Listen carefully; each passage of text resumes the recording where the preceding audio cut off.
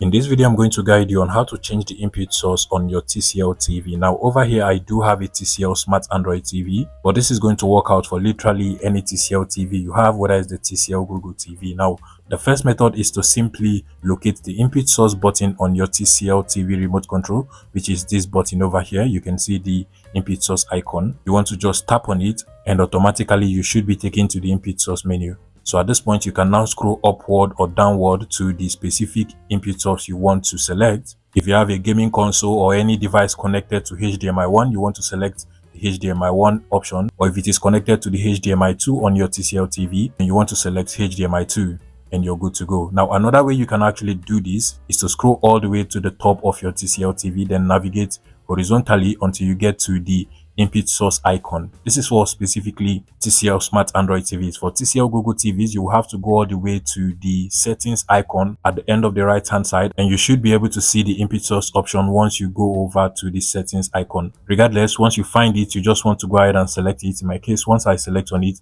you should also be taken to the input source menu, and you can just select any input source you want from over here. Tap on the OK button and you're good to go. If this video was helpful, please let me know in the comment section and subscribe to this YouTube channel, guys.